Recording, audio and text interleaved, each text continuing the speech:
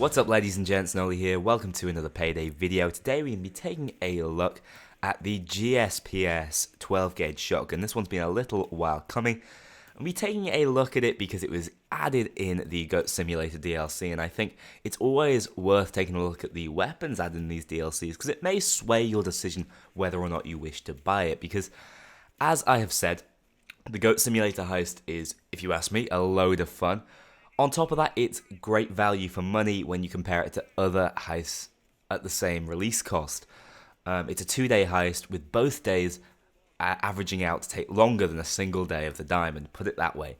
So I'm a massive fan of it, and I do think it's more worth the purchase than some of the other DLCs we've looked at. But of course, you can play the heist without owning the DLC. You just need to search for it or have some friends who've picked up the DLC.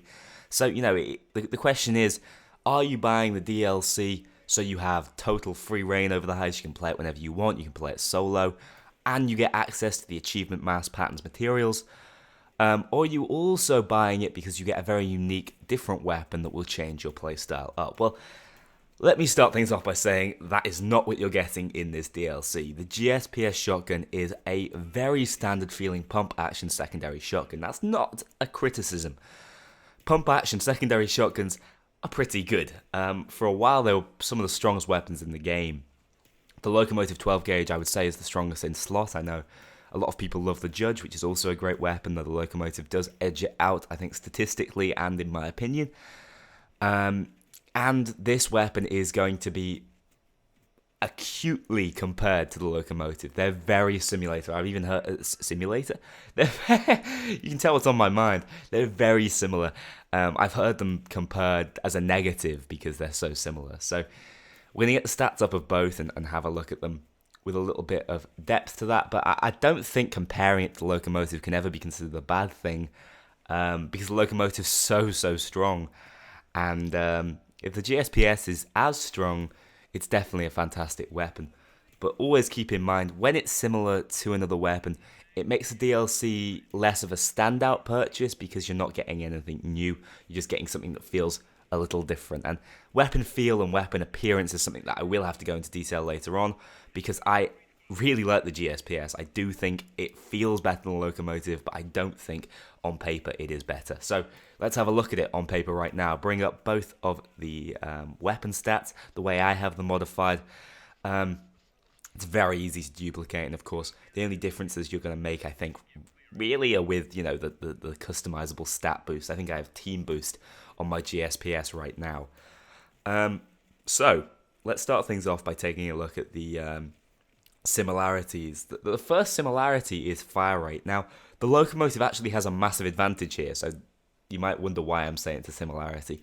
Well, the advantage that the Locomotive has in fire rate doesn't translate well at all. The Locomotive can kick pretty nastily, and the faster fire rate on it can just result in you missing more shots.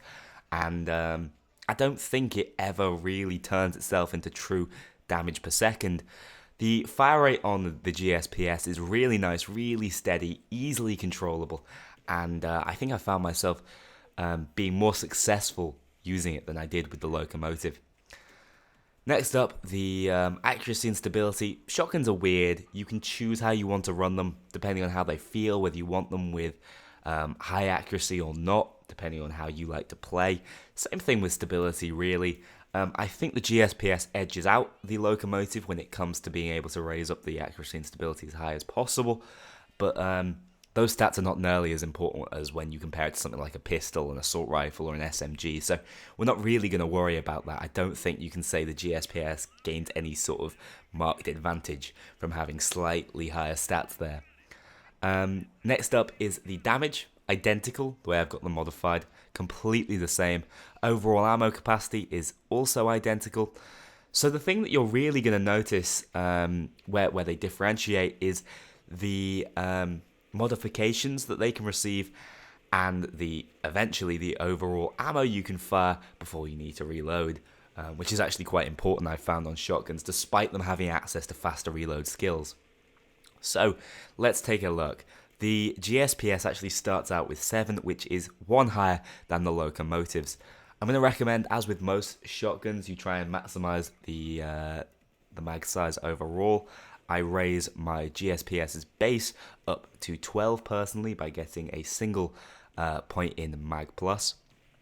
If you have the spare points, of course, you can ace that one out and get 15 more. That's a little overkill, I would say. But then we look at the locomotive, which starts lower but ends up being higher, and that is because you can customize the magazine and you can customize the upper receiver. And I think that is something that if the GSPS had it, I could definitely go out on a limb and say, yes, it's now the best shotgun in the secondary class. But without it, I just don't feel I can. I think the locomotive looks so much better on paper, it feels impossible to compare them and say that it's better just on the feel.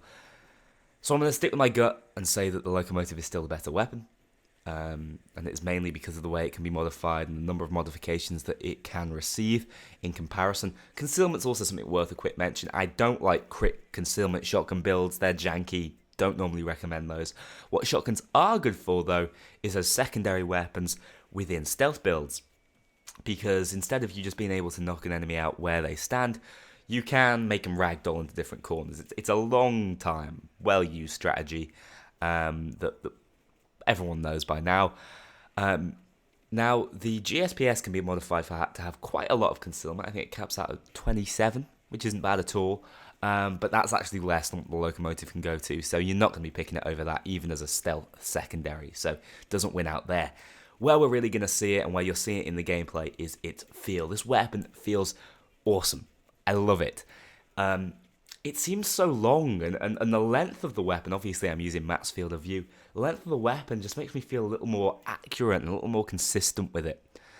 I like the way it pumps. It looks beautiful. It's a really nice looking shotgun, and I can't wait to start seeing some skins on here to make it look even nicer.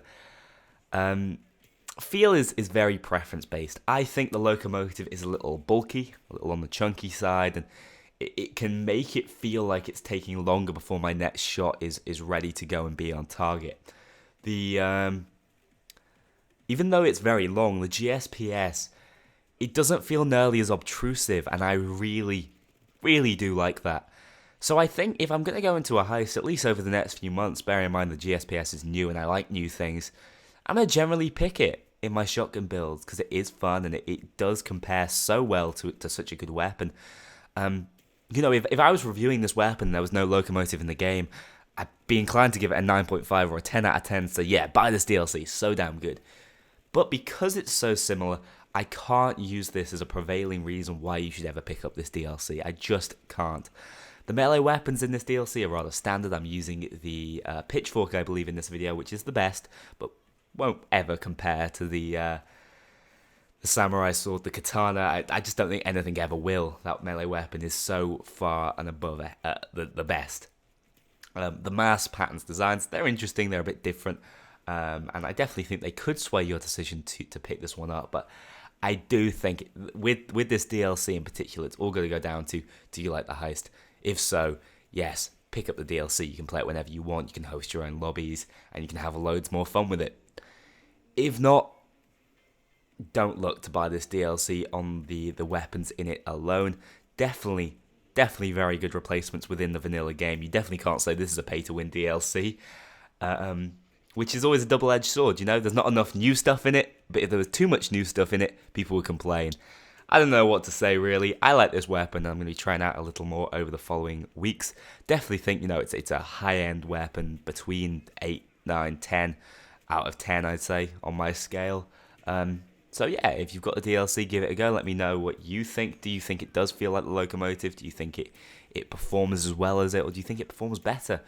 Let me know in the comments down below. Those of you who've not received your prizes for the mask competition, I apologise.